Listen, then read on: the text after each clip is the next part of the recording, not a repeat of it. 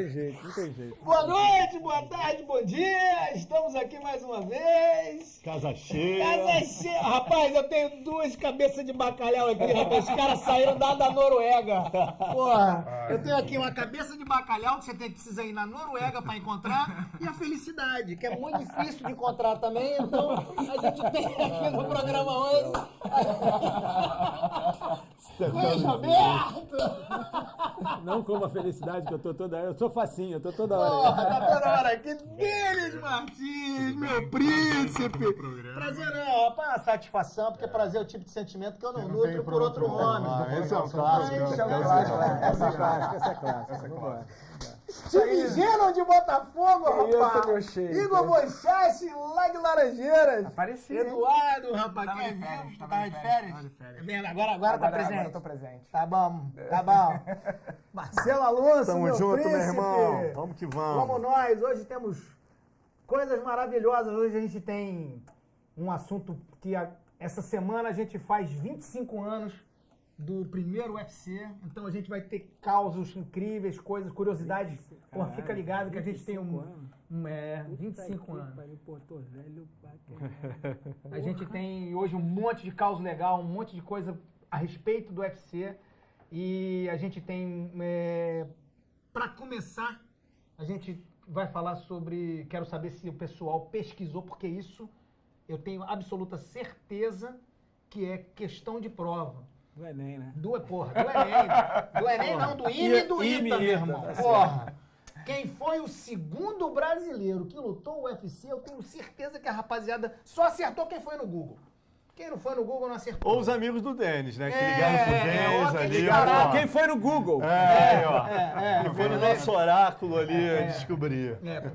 O Denis é um cara que deve ter visto, enquanto eu vi 10 lutas de MMA e de Vale Tudo, ele estava vendo 437.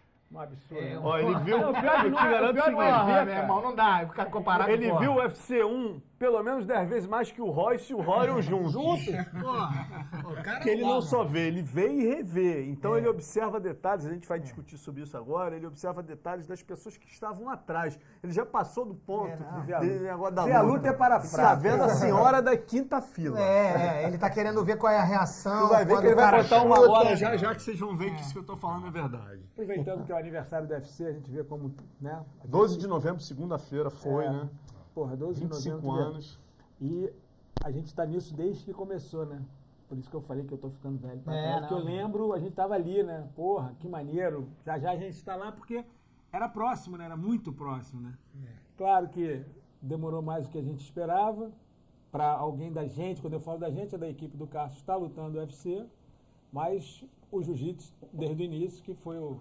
Apesar dos americanos não conseguirem aceitar isso numa boa, eles tentam sempre reinventar o cara que criou o UFC, mas pô, a gente não pode deixar de falar, né? Não tem como. Na verdade, assim, se a gente for dentro do horizonte de tempo, se a gente for começar a contextualizar a história, desde 91, e aí a gente vai alinhavar durante o programa de hoje, a gente alinhava algumas coisas, por exemplo, o conceito do octagon, né, que é porquê do octagon, né, e a história do Rorion querer, inclusive, encontrar uma maneira do cara não ter a possibilidade de sair do ringue, né? Isso tem muito a ver com as experiências recentes naquela época que a gente tinha com o nego pulando do ringue e caindo no chão, O Alonso tentando fez uma matéria sair. interessante sobre isso, né? Como é que ele chegou a desenhar, né?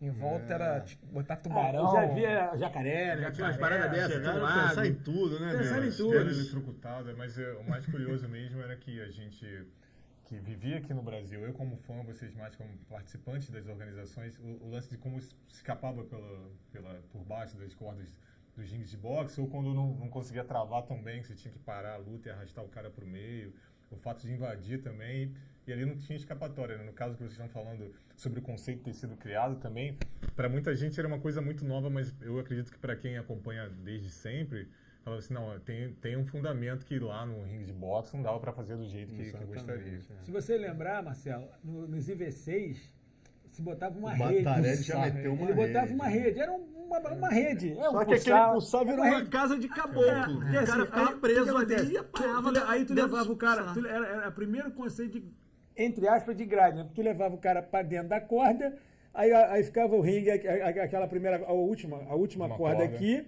e preso embaixo. Aí tu virava o cara aqui, o cara não saía, tu ficava dando porrada por cima. Você dava porrada por fora do ringue. Por fora do ringue, embrulhava o cara e dava porrada ali, né? Era carinha enrolava. Presa. E assim, era muito engraçado, cara, porque às vezes tu queria empurrar o cara dali, aí tu queria puxar e empurrar, o cara ficava preso, aí o cara queria fugir e batia com a cabeça. Era assim, todo mundo tentando. No Japão, os caras botaram uma corda a mais. Mas mesmo assim, tinha hora que os caras ficavam abaixando a corda pra empurrar, só faltava empurrar o cara com o pé pra dentro do cage. Então essa foi Mas assim, se a gente... Vamos andar um pouquinho pra trás, né? Assim, com certeza o Rorion foi pros Estados Unidos e sempre teve... Na verdade, a família sempre teve como uma grande estratégia de divulgação da marca do jiu-jitsu os desafios que eles faziam em função de julgarem que o jiu-jitsu era a melhor arte, a arte marcial mais eficiente, mais eficaz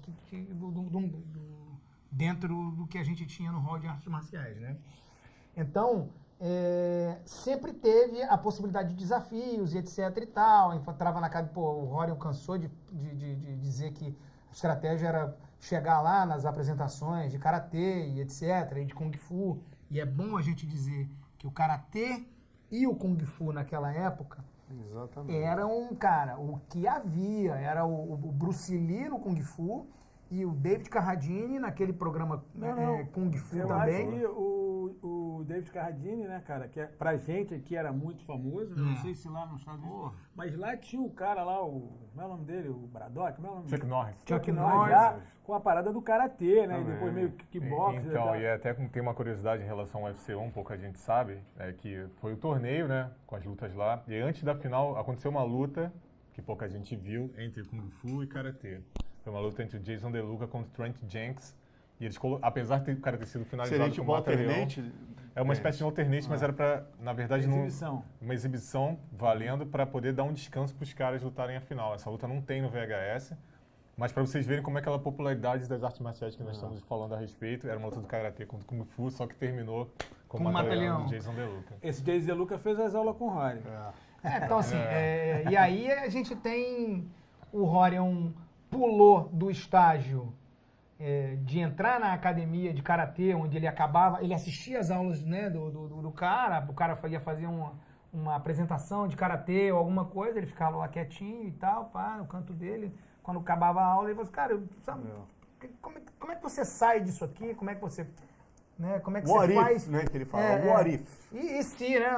E se acontecer isso aqui com você, o cara te segurar assim, você faz o quê? E aí ele depois resolvia as questões que ele propunha para os caras. Eu acho que a grande genialidade do Rorion, cara, eu fico louco quando eu vejo jornalista americano comparando a importância de Art Dave com o Rorion. Tenho visto até jornalistas brasileiros hoje que trabalham para veículos gringos, né, comparando isso e achando razoável.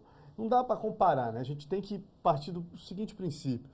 O UFC 1, né, é o final de uma história que começa nos anos 20, com o Conde Coma encontrando com o Carlos Gracie aqui, ensinando a arte.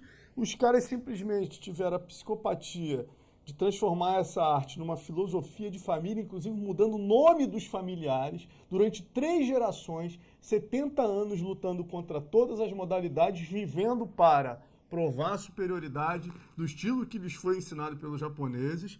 E quando chega nos anos 70, o Rorion olha em volta e fala, porra, a gente já provou no Brasil, né, que o nosso estilo é o mais completo no combate real. As academias de Kung Fu, Karatê e Taekwondo estão cheias e as nossas estão vazias. O que vai adiantar eu continuar aqui no meu país dando porrada nos outros? Eu tenho que levar para onde esse estilo está sendo mostrado para o mundo. Que é para onde? Para Hollywood, que está mostrando isso, trazendo isso. É de lá que a gente consome de volta, né? A gente está consumindo pela TV esses estilos através do David Carradine, do Bruce Lee, e eu não vou continuar aqui brigando porque o mundo não vai saber o que eu vou fazer. Olha a genialidade do cara. Eu preciso ir para onde isso acontece. Ele vai para Los Angeles em 1978, começa a batalhar, vendendo hambúrguer, conseguindo o espaço dele, lavando o vaso, e um desses vasos que ele lava, né, é de um produtor de Hollywood que o convida para ser figurante em Hollywood. E aí ele começa a entrar. Isso quer dizer uma batalha de anos. Olha o Art Dave aí, hein, meu amigo. Aí ele vai, durante anos, começa a abrir a academia dele, né, dentro de uma garagem, e desafiar as pessoas. Aí ele tem a ideia genial, consegue um espaço na Playboy e faz um desafio falando, olha, dou $100 mil para quem conseguir me vencer. Né? E aí, meu amigo, se explode, todo mundo passa a ter interesse, quem é esse brasileiro maluco, e a coisa vai. Aí o Art Dave entra na jogada e fala, opa, que coisa interessante. Né? E nesse ínterim, o cara simplesmente, fazendo desafios na garagem, ele percebe que só há uma maneira de fazer um americano acreditar nesse estilo, fazendo uma fita. Então o Rory tem a ideia genial de fazer o Gracie in Action, juntando os desafios, né, que ele fazia dentro da garagem, com outros desafios que os irmãos faziam. Né? E dentro desse Gracie in Action, além das vitórias da família, ele tem a ideia genial de usar o rei da selva, o leão, para provar, né, que o que ele estava falando realmente fazia sentido. Ou seja, ele abre o Gracie in Action antes das lutas, uma perseguição, né, o leão atrás de uma gazela correndo, e ele vai narrando a história da família. Minha família faz o Gracie Jiu-Jitsu há 70 anos, aprendeu com o Conde Como, e a gente ganhou de todo mundo e tal. E quando ele termina a narrativa, o leão dá um tapa na perna da gazela, a gazela cai, o leão passa a guarda e morde o pescoço, né, que é o grande resumo do jiu-jitsu. Ou seja, uma luta se define no solo, não em pé. Era tudo que ele queria provar em uma cena da savana africana. Né? E isso, de maneira genial, ele passa a vender em revistas de arte marcial e, dessa maneira, criar o interesse no jiu-jitsu. Né? E a partir do Gracie in Action, ele consegue, aí sim, a entrevista na Playboy, né? onde ele faz um desafio. Ele diz que paga $100 mil para qualquer um que consiga vencê-lo numa luta real. Isso gera um interesse absurdo e atrai, finalmente, o Art Dave. O Art Dave entra na jogada, o Rorion chega em 78, frita hambúrguer, dorme no chão, lava vaso, passa a ser figurante em Hollywood. Depois do Gracie in Action, ele sobe um pouquinho, passa a ser coreógrafo de cenas. Quer dizer, o cara batalha pra caramba, faz desafios, ganha do Ralph Alegria, um desafio com campeão de kickboxing. Aí, quando ele consegue a matéria na Playboy, aparece o Art Dave, que percebe ali uma ótima oportunidade. 15 anos depois. 500 anos depois, quer dizer, a partir dali ele falou, opa, isso aí é um produto. Que ele fazia marketing, né? Percebe o Rorion um excelente produto e passa a treinar com o Rorion, né? Como aluno do Rorion, eles vão na Spike TV e dão a ideia... detalhe mais importante, aí você fala, não, mas quem criou a ideia de TV foi o Art Dave. Não, quando o Rorion apresenta o Gracie in Action e conta para ele que a família Gracie fazia no Brasil um programa chamado Heróis do Ringue, o Art Dave fala, vencendo outros estilos de luta, o Art Dave fala, opa, vamos vender isso para um amigo meu que é bom nesse negócio aí de cable TV, de pay-per-view, vamos lá. Aí vai junto, chega lá, vende pro cara, o cara fala, maravilha, adorei. Quando ele viu o Gracie in Action, ele fecha, ele olhou e falou, pô, que maluquice é essa, Brazilian Jiu-Jitsu? Pô, esse cara parece o Tom Selleck, o cara da Havaí 5-0, que porra de brasileiro é esse? Quando ele vê o Gracie in Action, vê o leãozinho dando tapa e vê que a história é real, com 500 porradas lá dentro, ele fala, porra, isso aí é um produtaço, vou fechar, só que só tem um detalhe. Aí que eu falo mais uma vez o valor do Rorion na história. Ele fala assim, gostei, só que é o seguinte, não bota um puto nisso. Tu que vai ter que levantar o dinheiro. Aí o Rorion, porra, é o seguinte, eu coloco à disposição o sistema pay-per-view que eu tenho, mas vocês fazem um evento. Não bota R$1 nisso. Aí o Rorion, pô, mais uma vez, o Art Dave levantou o dinheiro? Não. O Rorion chega na academia, junta 93 alunos, faz uma vaquinha, e ele, Rorion Gracie, junta $200 mil. Ele chama esse cara do pay-per-view para fazer uma palestra para os alunos. Quando termina a palestra, ele fala, gente, estão vendo aqui? É o seguinte, vocês adoram o Gracie in Action, vocês adoram as minhas histórias, mas a gente quer levar isso para um outro patamar e eu preciso da ajuda de vocês. Um dos alunos dá $12 mil, né? e ele consegue tranquilo $200 mil, faz a primeira edição do UFC. Aí sim, o Art Dave entra, tem uma importância fundamental no sentido de trazer a ideia do Mortal Kombat, no sentido de contactar atletas de diversas modalidades e ajudar o Orion a envelopou, né? Envelopou a produção de TV. Tem uma importância. Mas agora, com a concepção, cara, o conceito... A história, tudo só ocorreu exatamente por esse tem o que Mas dizer. isso é ruim, cara, porque você vê, eles ficam... E não dá pra você esconder essa história, né, Marcelo? Todo mundo sabe. Só que eles preferem pular e pegar do Art Davis pra frente, colocando ele como o cara, né? Tá no hall da fama, Aí, o Orion não tá, não, né, cara? Porra, A única coisa que eu fico feliz é que a própria WMA-IMG, né, tá patrocinando um filme com apoio da Mandalay, não sei o que lá, Entertainment, tá patrocinou e vão fazer um filme contando a história do Orion Gracie. Pronto. Agora acabou a palhaçada. Agora não. Entendeu? Então você tem um filme desse nos cinemas... mas aí eu acho, Bebel... O Rory não ia deixar passar um negócio da vida dele que não tivesse... Passa a ser um produtaço, porque é uma história tão rica e é uma parada pra chegar no cinema e botar qualquer história, pô, meu irmão, pra ser filme pra Oscar, se for bem feito, porque assim, você parar pra pensar, um brasileiro, a história de uma família inteira, 70 anos, o cara vai, frita hambúrguer, aí ele cria um esporte, ele cria um evento, vende esse evento por pouco, né? Esse evento hoje em dia vale 4,2 bilhões e esse evento hoje em dia é o esporte que mais cresce no mundo. Então, quer dizer, como é que a gente tá aqui hoje trocando ideia por causa disso. Por causa disso. É de uma riqueza essa história que só os brasileiros para não valorizarem. Né? Chegou um ponto que, o americano que gosta de esconder falou, cara, não dá. É burrice, a gente tá deixando de ganhar dinheiro. Vamos deixar de contar essa história porque é um brasileiro aí que fez? Não, vamos contar essa história que é foda, né? É verdade. Então pegaram o produto, embalaram e vão contar. Não dá. Porque o Dana, a gente sempre fala, o Dana tem um valor indiscutível. O cara envelopou, fez o Vale Tudo virar o MMA, um esporte. É um cara também que, valia um filme sobre esse cara. Né? Tem uma importância colossal. Agora, a gente não pode esquecer a origem de tudo. Né? Claro. Não tem. E aí, tem algumas coisas também que a gente ainda precisa falar, que é, número 1, é exatamente sobre o número 1, né? Todo mundo imaginava naquela época que quem iria ser o cara, o Rory vai fazer o evento, beleza, o Rory vai fazer o evento, quem vai lutar? Não, ele não tem condição de lutar, porque, o Rory tem que meter a mão na massa e produzir o evento. Então, quem é que vai lutar? Todo mundo falava assim, óbvio que vai ser quem? O Rickson que vai lutar. O Rickson é o número 1 da família, etc e tal, e não. Quem luta é o Royce, né? Então, há aí nessa escolha do Royce uma série de fatos, uma série de... uma série de hipóteses aí, né? Tem a famosa informação de que o Rickson não poderia lutar na América, porque quando foi para a América ele fez um acordo com o Rory de que ele não poderia se apresentar dentro dos Estados Unidos. Tem a história do Royce ser mais franzino e isso seria muito mais impactante, muito mais convencedor dentro do mundo das artes marciais. Quanto mais franzino fosse o lutador, o Royce morava com o Rory na época, enfim, era o mais próximo dele, enfim. Então, tinha essa história, né? Mas independente de qual era a história certa, qual era o motivo certo de ser o Royce, acabou sendo o Royce, né? E aí a gente tem fotos e situações incríveis dessa...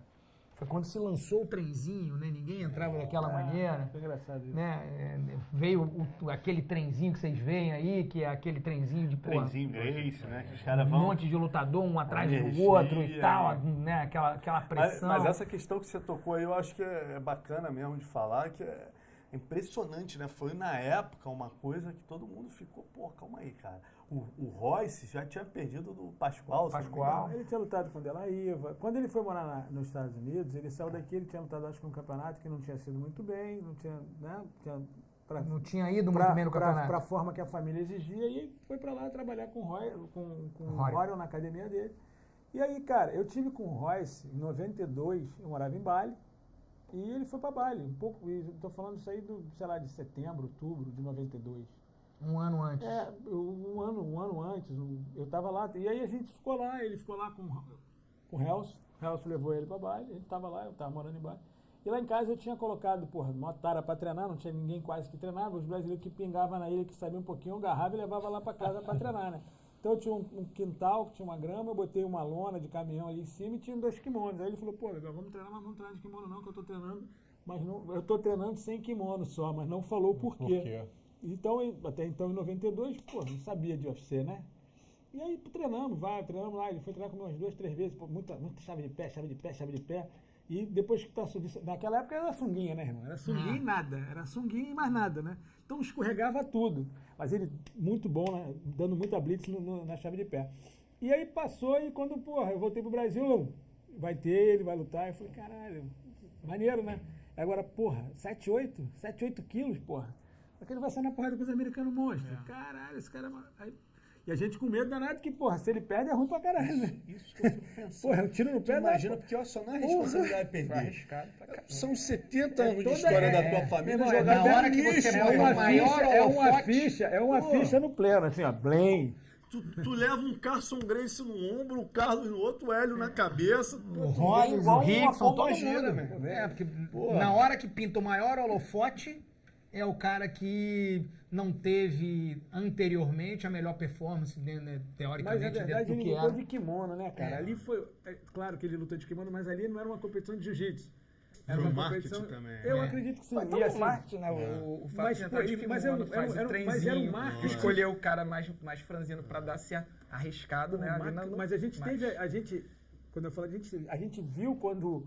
O Renan Pitangui lutou de kimono com o Eugênio, cara. Então a gente viu o que esse marketing pode fazer, né? É verdade. Porra, Imagina pegando os caras muito mais pesados. Então, cara, é porque o americano não se tocou. É assim, graças a Deus, que bom, né? Que não deu. E aquilo, claro, o kimono às vezes ajuda a secar, ajuda a pegar Não, o e outra, golpe, né, mas, Bebel? porra, Vamos levar em conta o seguinte, a luta completa, vale tudo no Brasil, já estava 40 anos de luz na frente. tava Que bem o Valdemar, o Ivan, os caras já faziam luta agarrada, já sabiam bloquear e fazer strike. Você já tinha o Euclides Pereira sendo chamado de Marco Rua dos anos 50, né? Não, você Entre tinha... aspas. Não, Porque ele era completo. Os caras não. Os caras eram 100% strike, então era a primeira vez que o jiu-jitsu ia voltar talvez aos anos 30 de lutar luta pura contra luta pura. Mesmo dando uma vantagem de peso, né? Perdão, fala. Não, tentaria falar. Não, eu ia falar exatamente da história da chamada do evento, que era Who's the Best Fighter in the World, né? Quer dizer, quem é o melhor lutador no mundo. E isso não tinha a ver com quem era o melhor lutador, tinha a ver com quem representava a melhor arte. Exatamente. Então, o cara não estava pensando em cross-training, em fazer mais de um negócio. O cara queria ir lá, tanto é que, porra, na primeira luta, o cara lutou com um boxer. O Royce lutou com um boxer, pô, vocês vão ver aí. O cara com a luva de boxe na mão. Art Jimerson, né? Art Jimerson, né? Pô, meu irmão, ele lutando com o Dan Severn. Quantidade de peso, de diferença. E o... Desculpa, Bebel. E o próprio Kenshin Rock mesmo, na segunda luta Na que segunda ele fez. luta Porque dele. o Kenshin Rock, eu não sei se as pessoas sabem, ele já tinha feito uma luta no Pancrase acho que algumas semanas ou um mês antes. Exatamente. Então ele já tinha um conhecimento... Pois é, então, o Pancrase era o híbrido de wrestling, né? Que se fala até hoje. Ele já tinha um conhecimento de luta de chão e valia tapa no rosto, né? Vocês lembram bem disso aí, cara? Então ele já foi para ele, só que uma coisa que foi boa é que ele foi atacar o pé. Isso que o Bebel tava falando, o Kenshin Rock falou, cara, vou atacar o pé aqui, acabou esquecendo aqueles pescoços. E vocês lembram que o Kenshin Rock entrando no octógono no primeiro UFC, falou, cara, quem vai ganhar desse cara? O cara era gigante, cara. O cara era um monstro. É isso mesmo, você lembrou bem. Ele ataca o pé Ele e o Royce ataca cai por cai cima. por O cima, Royce que- defende segurando o pescoço, cai por cima. É o Ezequiel, né, que ele pega? Não, ele pega num batalhão mesmo. Batalhão do lado, tá certo, Ele achei que era um... desiste e aí dá aquela confusãozinha ali dele falar que, você desistiu, segurando, você desistiu. Fala, acho que era o Hélio Vídeo, a gente acho. só pra Era o gente- Hélio Vídeo que era o... Só que a gente tem ilustrações, pra gente mostrar nas ilustrações, a primeira luta, Denis, Art lembra aí? Jimerson. O Art Jimerson, né? Ficou meio que diabiando, tentando... O cara não sabia nada mesmo e o Royce com aquele pisão tradicional lá pra tentar se aproximar. Eu lembro muito bem que na hora que ele bota pra baixo, a galera que tá no corner do Royce, eles viram ali o Rickson, né? Acho que o Carson tava também. Não, né? no primeiro não. Tava no 2. Primeiro não, No três. Tá, o Rickson tava o Não, tava o Rickson, o Helson, a galera meio que vibra, porque ali acabou. O cara montou E ali, o pânico que o Arthur Dimerson sentiu na época, acho que ele fala isso no documentário, ele acabou pedindo para desistir sem ter nenhum golpe encaixado. Mas foi curioso como é que, principalmente pra gente que acompanhava o Vale Tudo naquela época, ver um cara entrar com uma luva de boxe. Aquilo é genial, meu irmão. Porque ele achava que, cara, se eu acertar uma, era o que todo mundo dizia, né? Teve aquela história do próprio Rickson que, quando ele desafiou o Mike Tyson e tal, ficava todo mundo dizendo, cara, mas também se o Mike Tyson acertar uma no Rickson, aí vai botar pra baixo, vai acabar e tal. Ficava com medo aí de o cara quebrar entrou a com mão uma e luta tal. com Agora, por só isso. voltando à questão do Rickson, a gente tem uma imagem bem legal aí também, que eu acho que é bem emblemática, que é o seguinte, o Rickson teve uma grandeza espiritual foda, meu Ele irmão. foi lá, né? Tava lá junto. Não, parando pra pensar, tem que tirar o chapéu, a união da família. Porque assim, tu imagina, a gente é irmão. Pô, eu sou o número 1 disparado. Eu vi o Tetel, eu sei que tem uns 5 entre eu e o Tetel aqui, tem uns 5, né? E tinham pelo menos uns 4 Gracie, que tinham mais nome, talvez, né, mais estofo para representar a família do que o Royce. Porra, eu vou lá, a gente briga internamente, mas na hora de entrar a gente faz o trenzinho. E o Rickson, você vai ver nessa imagem, cara, ele sabe que ele é o número 1 e o Royce sabe que ele é o número 1. O Royce estava na beira do ringue quando ele lutou com o Zulu. O Royce tinha ele como ídolo. Então a última pessoa que fala com o Royce quando ele entra contra o Art Dimerson, que troca olhar assim e fala, meu irmão, tu vai ganhar essa porra, é nossa família, é o Rickson. Essa imagem é bonita pra caralho, a gente tem aí. É o Rickson olhando pra ele tá de costas, tipo... Vamos lá, né, meu irmão? Aí ele, cara, é você, compadre. Sabe, olhando assim, o Royce ali parece que, sabe qual é? Incorporou Não, e foi, e né? o Royce também, vamos combinar, né, cara? Os 500 vale tudo que esses caras fizeram pra fazer o Gracie Next. Porra. Tinha caixa tranquilidade que eles... O gringo tá ali, o que eu vou encontrar? É a morte do outro lado. Os caras, não, a gente faz isso há 500 anos. Toda hora, né? Toda hora, entendeu? Então... Mas será que o Rickson sabia nessa época que ia ter todo esse peso, toda essa reviravolta? Ele sabia, né? Então talvez, será que ele pensa hoje, né? Mas o que eu acho maneiro também, sabe o que foi? Aquele outro caminho isso também, que eu ia falar, abrir um mercado no Japão. O Dudu comentou um troço legal, porque a gente não sabia que ele ia conseguir abrir outro mercado através da Kim. É o mercado japonês. Hoje, quantas vezes a gente vai falar do Pride? Graças ao Rickson, o Pride nasceu, né? Sim. Então o Rickson foi lá e falou, eu vou fazer agora o UFC no Japão. Aí fez o Japão Open. Em 95, um ano depois, criou o espaço dele e virou o rei do Japão. Diz a lenda que lenda, tá? Lendas urbanas, né? A gente escuta, passarinho, pampa falando, que era o Rickson, e aí teve um acordo financeiro que o Rorion negociou com ele não gostou. A Rorion, então tá, você não vai lutar, mas também aqui, eu que trouxe você pra América, então tu assina aqui, tu não luta na América, eu te dou o teu visto, tudo certo, mas tu não luta na América. E aí o Rickson só podia lutar fora, porque ele nunca lutou na América. Não só no UFC, em nenhum outro evento. Ele nunca lutou na América. Mas eu não sei onde está a verdade. Eu sei que, porra, se deu um tiro, e o tiro saiu pela culatra, e o Royce caiu de paraquedas, foi a melhor escolha que ele podia ter feito. Se não foi de propósito, que o destino quis que fosse e deu certo do jeito que deu, muito né? também, além da genialidade da parada do marketing, vamos combinar que, óbvio, o Rory é um homem de negócio, sabe que, o Rickson com a Kim ia ficar muito mais difícil para chegar num acordo financeiro. E o Rickson manipular tinha vida mesmo, própria, né, lógico, tinha vida própria. O Rickson era o número 1, porra. Então, Então ele falou, porra, eu vou com o Royce, que tem a minha técnica, vai trazer também o nome Gracie. Eu estou dentro do ambiente. O Royce é o babysitter. Estou dentro do ambiente controlado aqui, né? Com o Rickson eu não estou no ambiente controlado. Exatamente. Pode ser que daqui a pouco. Foi uma aposta que a gente hoje tira o mas chapéu pro Rory, o cara poderia ter botado tudo o cara botou tudo numa ficha e bancou, porra, bom pra caralho que deu certo. Podia E ter do dado outro tudo lado errado. da chave vinha o holandês. Tinha o holandês, né? Gerardo Gordô. E daquela luta, acho que é a luta mais icônica do UFC 1. Assim, É a primeira luta, né? A primeira luta do UFC com Taylor Tully, né? Que todo mundo lembra. E aí até o Marcelo Alonso estava conversando aqui antes do fato de ter um dente não só voando naquela luta, mas no pé do Gerardo Gordô também. E ninguém sabia. Eu saber agora nesse documentário. Então, pouca gente sabia, porque é incrível você imaginar como o evento... Tinha um dente voando e um dente cravado no pé do cara. Como hoje em dia eles falam, não, um cortezinho e para a luta, um cortezinho e tal. E naquela época os caras foram... Ele tava com a mão quebrada, com aquele soco que ele deu. Ele deu o chute, o tiro de meta, né? O Bebel não gostava muito, né? O tiro de meta, né? Prize. Mas ele deu o tiro de meta depois daquele soco, o cara tava com a mão quebrada, o pé enfaixado e foi até a final. E aquela luta ali acho que marca pra muita gente de ter visto o UFC e ficar muito impactado. Tanto que nessas bizarrices de assistir o UFC, muitas vezes, se vocês repararem no momento isso que eu te pedi pra contar, cara. Eu falei, só o Denis viu isso, só ouvi isso. No momento que o João Alberto Barreto não tinha permissão de fazer o que ele fez na primeira luta, que era interromper o combate. Ele tinha que deixar os caras não se matarem, mas ir até alguém pedir pra parar ou alguém jogar a toalha. E ele teve a sensibilidade, espero até que o professor veja esse vídeo aqui, porque eu fico até emocionado, a sensibilidade de parar aquilo ali e falar, gente, Doctor, você não tá vendo como é que o cara tá aqui com o olho ali? E se vocês repararem na direção dele, assim, tem um cara que eu acho que, assim como muitas pessoas, não sabia exatamente o que ele ia encontrar. Então, meu irmão, deixa eu comprar um ingresso aí na primeira fila. E quando a câmera tá assim, você olha no fundo, o cara tá assim, ó. Aí olha que ele observa na sequência o que aconteceu. Na sequência, na segunda luta, acho que o cara não tá mais. Cara. Eu acho que ele, ó... Vou te falar, se ele ter visto as 315 vezes... não viram isso. Deixa eu ver se esse cara tá na próxima. Vou chegar em casa e vou assistir. Dá uma olhada, porque eu acho que o cara não tá... Você percebe na reação dele, ó, ele quer assim, tipo, meu Deus, o que eu tô fazendo aqui? O que acabou de acontecer ali, gente? E falando sobre o dente, detalhe, ele não imaginava que tinha um dente no pé do cara ali também. E na sequência do UFC 1, acho que ele acabou...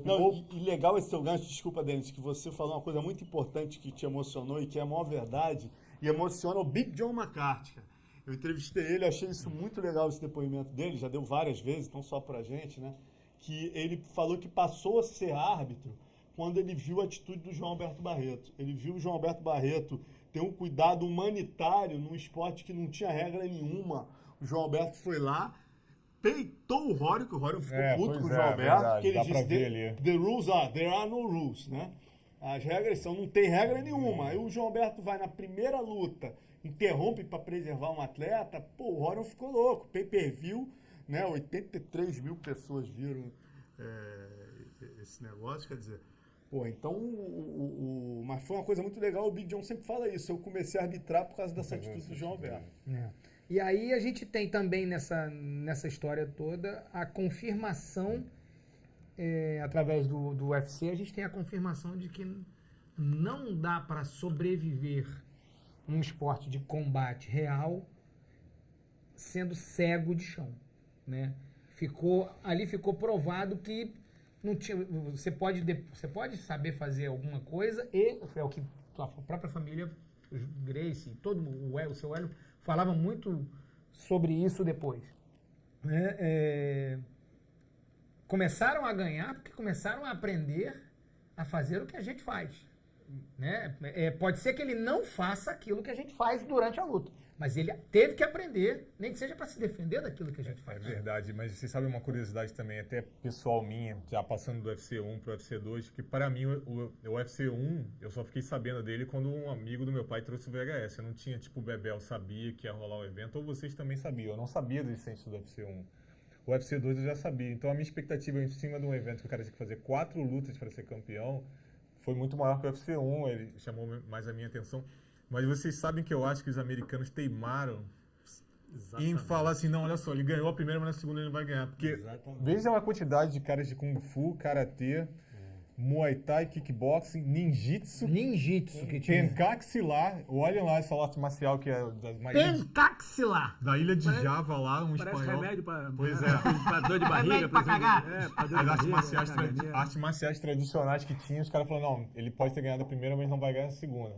E foi o evento que mais me marcou também por causa disso. Você vinha muito ninja, vinha muito Kung Fu, vinha muito e você tinha que fazer 4 lutas para vencer. Mas, enfim, o Royce provou mais uma vez que... Só voltando um pouquinho, antes da gente entrar no UFC 2, que eu acho que é bacana, é emblemática a cena final, né? Quando o Royce vai, vence o Guerra Gordô, né? Ele consegue se cinturar. Muita gente pilhada, o Guerra Gordô... 89, né? Mais de 100 quilos, né, Denis?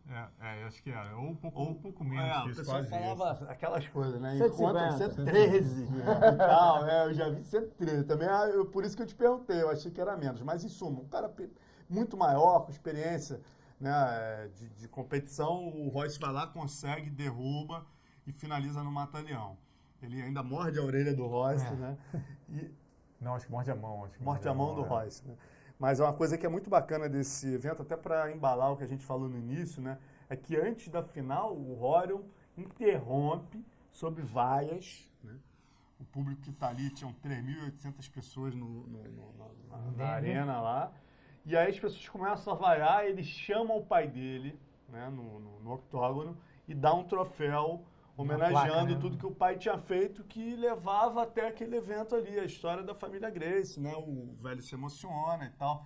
E é um momento absolutamente emblemático. Se as pessoas que estivessem ali soubessem o que o esporte se transformaria, certamente iam estar aplaudindo de pé e gritando Hélio Gracie, né, meu irmão? E na época a galera não sabia e vaiou, óbvio, né? Mas é um troço emblemático que a gente também tem essa imagem, aí o velhinho ganhando o troféu e depois, obviamente, com a vitória, comemorando o check-in de 50 mil 60 mil dólares. 60 mil dólares. Acho que é 50. Bom, eu achei que... Mas isso, É, 10 mil a mais. Eu tenho certeza que ele já gastou esse dinheiro. Não, mas... e que é curioso também é o que o Orion levantou para fazer esse evento. Ele tinha expectativa, ele levantou 200 mil dólares, tinha expectativa de vender 40 mil pay-per-views e fazer ali os, né, pelo menos pagar os 200 mil dos alunos que fizeram a vaquinha para ele fazer o evento. Pô, cara, os caras conseguiram, se eu não me engano, não sei se é 84, 89 mil pacotes de pay-per-view. Isso gera 1.300.000, né? Deu pra pagar e sobrou uma pratinha, né? Pagou, sobrou uma pratinha e a parada explodiu. E aí conseguiu fazer o segundo. E aí tem outro ponto também que as pessoas não entendem como é que era naquela época e tal, e como é hoje em dia. Né? Hoje em dia ninguém luta por uma arte marcial.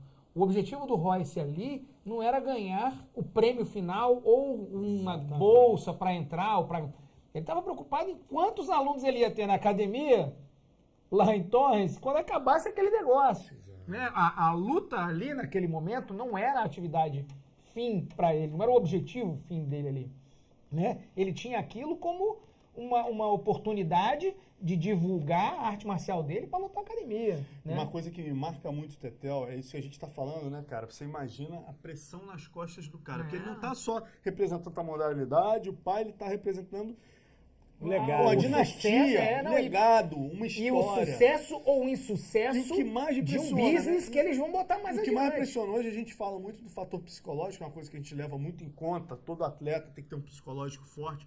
Tu imagina o psicológico do Royce para ter todo esse peso nas costas dele, componentes muito maiores e tudo isso. E toda vez que eu entrevistei o Royce, cara, isso é uma coisa que me impressionou muito, é que eu falo, porra, cara, isso vem logo na minha cabeça, Royce, a responsabilidade é absurda, a história do teu pai, tudo que teu irmão batalhou, você podia tomar uma porrada e acabava jiu-jitsu. Hoje já tá todo mundo falando do Bruce Lee, do karatê. Vamos combinar que ninguém sabia o que era Maracanãzinho, ninguém sabia o que era Grajaú Tênis Clube, ninguém sabia o que foi em São Paulo. E o que é curioso é o seguinte... Mas, porra, lá em Denver, meu irmão, eram 80 mil pessoas na América vendo aquilo. Era a plataforma mundial. Exatamente, era o melhor palco, né? Irmão, vamos mostrar pro mundo que não é bem como estão falando aí Hollywood, como o David Carradine, como o Bruce Lee, não. Tem uma parada chamada chão no meio, entendeu? Então eles mostraram isso graças ao Royce. Mas aí eu pergunto pra ele, Royce, cara, tua adrenalina, que isso me passa muito pela minha cabeça, imagina a tua adrenalina antes de entrar. Ele,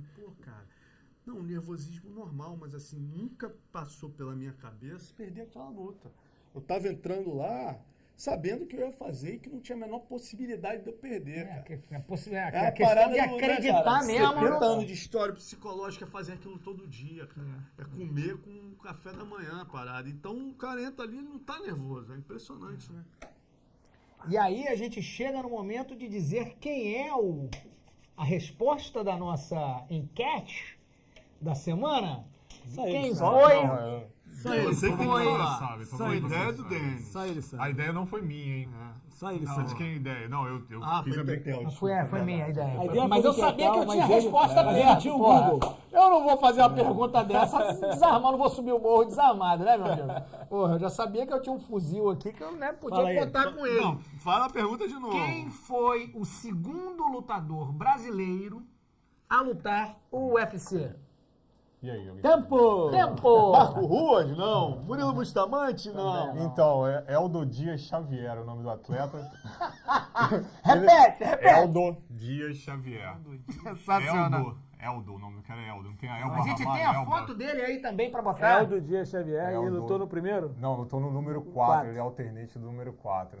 E aí a história também curiosa, para falar como eu descobri que ele era brasileiro, o meu pai tinha um grande amigo que estava nos Estados Unidos, sempre na época de alguns UFCs, o UFC 4 ele gravou, só que acho que todo mundo lembra aqui que não teve, no pay-per-view, não teve a final da luta do Dan Severn, porque cortaram e ele ficou meses sem saber quem tinha vencido. Meu irmão até falou, pô, será que o... Aí a foto do homem aí, ó.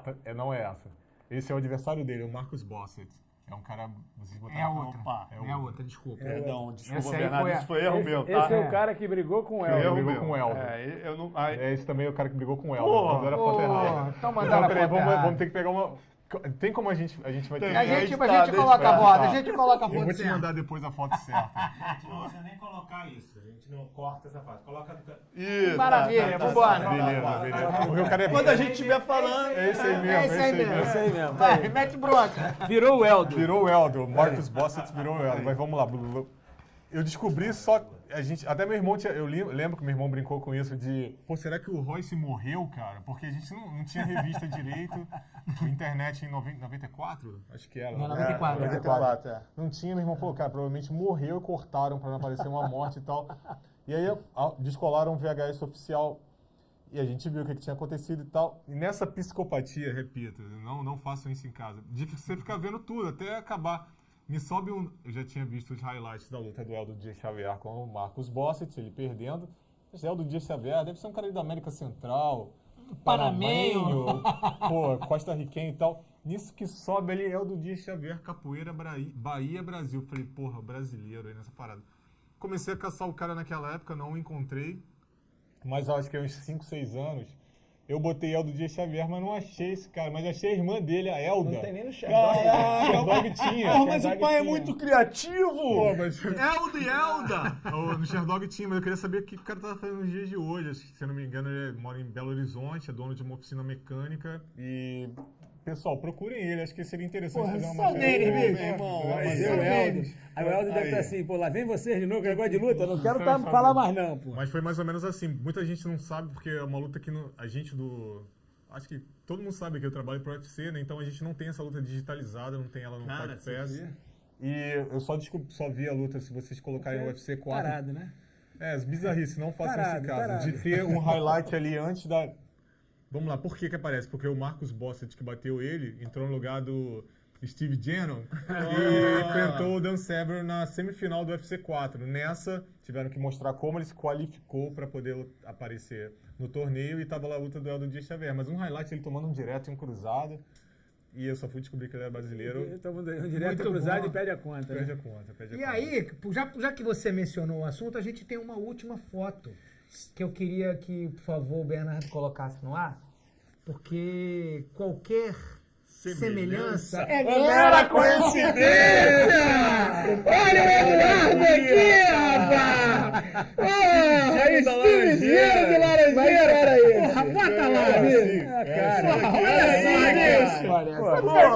amigo! Botou no alongador, é igual. Sensacional, Dudu! Aguardo que ele tá mais sarado agora. Eu, como fã, era um dos caras que ele mais odiava, porque ele simplesmente caiu de paraquedas na final do UFC 3 e ganhou o campeão do UFC com uma luta. É cara. verdade. Pô, eu não gostava disso não, hein, Dudu, quando cobria as semelhanças. Mas, pô, o cara ganhou o UFC fazendo uma luta só. Aquele do Royce com Kimbo, que não tinha alternate, né? Agora se eu coloco o short assim nessa altura aí. Porra, pelo amor de Deus, hein, meu irmão? Aí, se fosse você, ia pra aquela tua corridinha na areia fofa assim. Para pra pensar. Será que fecha o relatório, Cal? Pode dizer daí. Policial de Omar, Acho que eu prefiro do Vamp Chance, cara, de Botafogo. porque o Vomit Chance é mais tipo, o Vomit Chance teve mais reputação. Mas aí tem né? uma pancinha maior, hein, meu irmão? Escolhe. Porradeiro, né? Tá bom. O cara é campeão tem do a UFC 3, pancinha, uma cara. porrada O cara é campeão do UFC 3. gostou da homenagem? Tu tomou até um susto aí.